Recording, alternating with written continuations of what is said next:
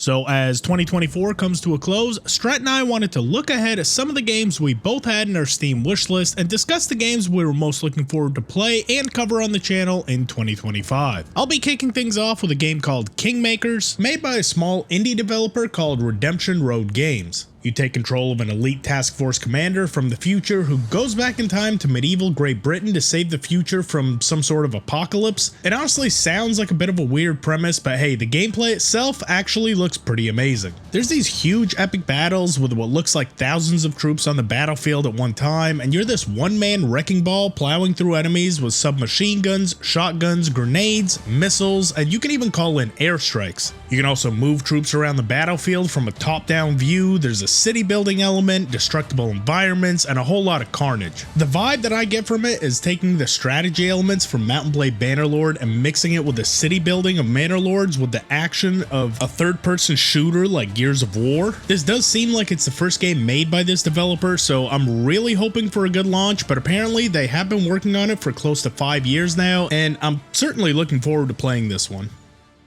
Now over to Strat with his first game is Master of Command. This is currently being developed by Griffin from Armchair Historian. He's got a YouTube channel that focuses on anything history related. This game has a very similar look and feel to Cossacks in terms of combat.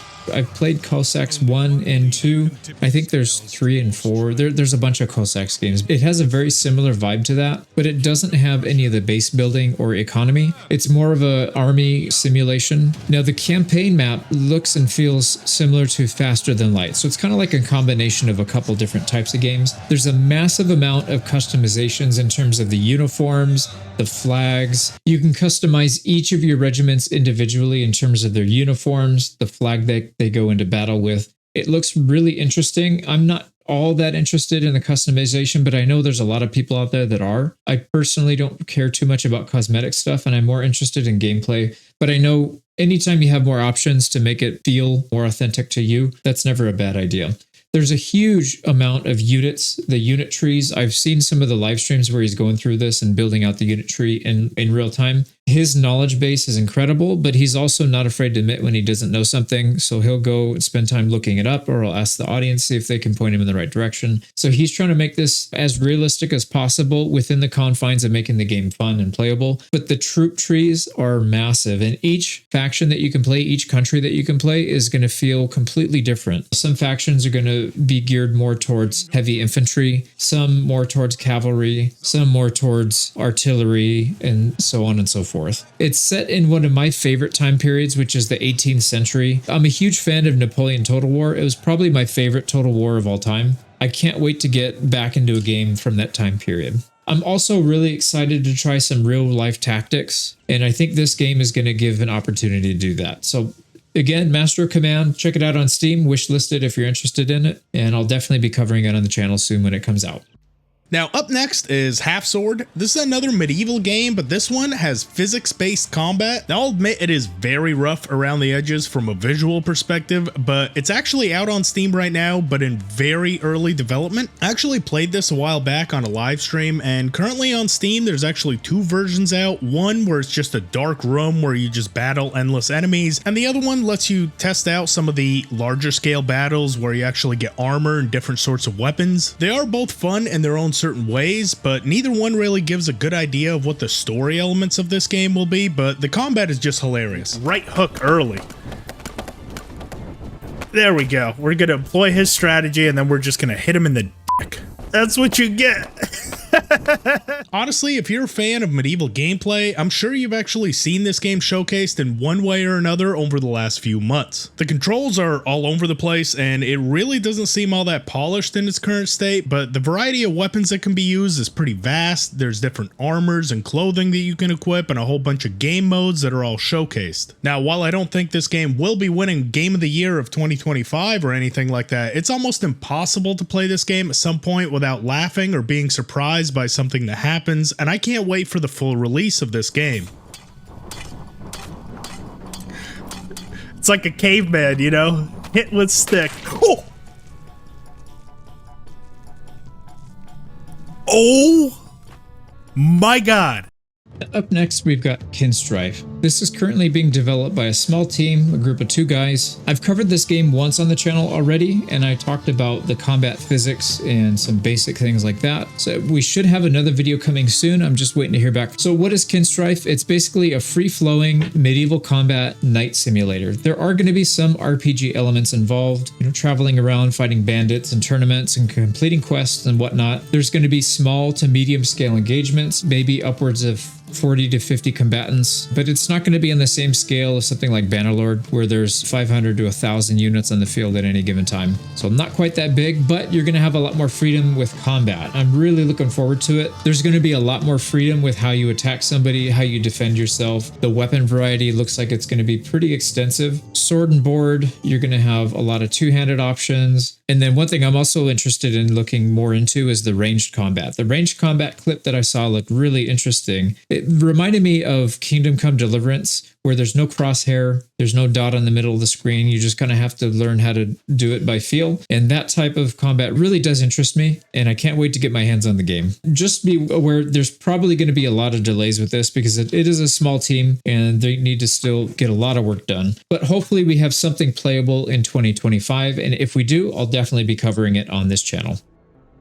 Taking a bit of a step away from the medieval genre, let's talk about Vampire the Masquerade Bloodlines 2, published by Paradox Interactive. It's been over 20 years now since the original Vampire the Masquerade Bloodlines was released, which was an open-world action RPG which revolved around the world of vampires. You start the game by making a character and picking a clan, which gives certain skills and abilities throughout a playthrough depending on what playstyle you wanted to use. Now, I'll be completely honest, I don't think I ever actually finished the first game because I do distinctly remember there being a mid to late game drop off like it was a rushed development cycle, and with Paradox's history of rushing certain games development, that doesn't really seem like it's a great mix. And the fact that this game has already been delayed once already, I'm really hoping this game actually releases in 2025, but we'll see. Either way, I'll definitely be playing it when it does come out, and hopefully this time around it's able to maintain the quality throughout the entirety of the story, and it's able to scratch the itch we've had for over 20 years for a sequel.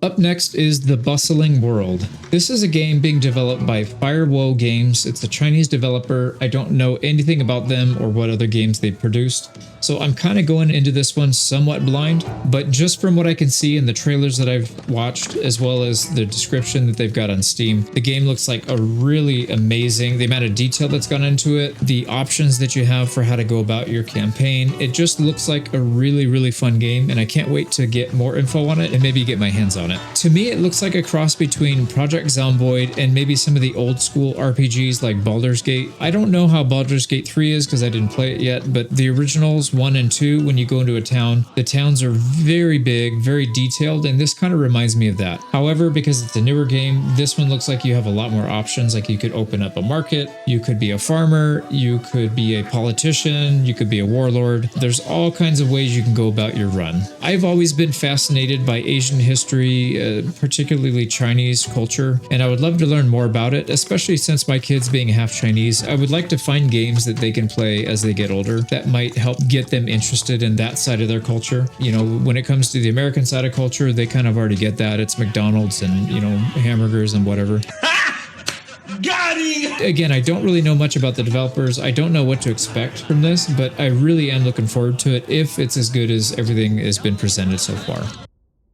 And now finally, to the surprise of nobody, the game I am most looking forward to in 2025, you guessed it, it's Kingdom Come Deliverance 2. It's been almost 7 years to the date since the original Kingdom Come Deliverance was released, and while it was Warhorse Studios' first ever game that they did an incredible job. Launched on Kickstarter with a shoestring budget, this was really the first time we'd seen a medieval game based on realism, and in the subsequent years, this game has become a true cult classic. However, this time around, Warhorse seems to be flexing all that they can do with the sequel, and from all the gameplay and the showcases we've seen up to this point, all 7 years have been well spent. The map is said to to be approximately double the size of the original, split between two distinct regions of Trotsky and Kutenberg, and it really is bringing in a lot of elements of Red Dead Redemption 2 inspired mechanics, such as active interactions with other people and animals, improvements to the clothing, the stealth system, combat mechanics, and just all around improvements that make this the game the first one should have always been. At this point, I'll probably put close to 5,000 hours into Kingdom Come Deliverance 1, and I'll most likely be hitting that number or exceeding it for this game as well. As of now, the game is set to be released on February 4th, and if you ask me, that date simply can't come soon enough. And then finally, I don't want to go into too much depth on these because these are games that have already been out for a while, but I do want to cover them on the channel, and so I figured I'd do a quick blurb about them. So Kenshi, I've already purchased. I'm waiting for some time to free up where we can cover that. It'll be in 2025 for sure, so look forward to that. Definitely Kingdom Come Deliverance 2, that goes without saying, and I know Griff already covered it, so I'm going to skip that. And then finally, X4 Foundations. I'm really looking forward to getting some free time so I can cover this. Look forward to that next year. This is basically a space sim. It's kind of like Bannerlord, but in space. You start off with like a single ship, and then you can build up to owning your own empire with hundreds or thousands of spaceships piloted by, you know, all kinds of people from around the galaxy. Really, really fun game. So look forward to that. Needless to say, 2025 is shaping up to be a massive year for gaming, and we couldn't be more excited to cover these new games and bring you all some great content. Let us know what games you're most looking forward to in the comments below, and were any of the games we mentioned also on your radar? Make sure to give the video a like, subscribe to the channel if you're not already, and let's all have an incredible year together.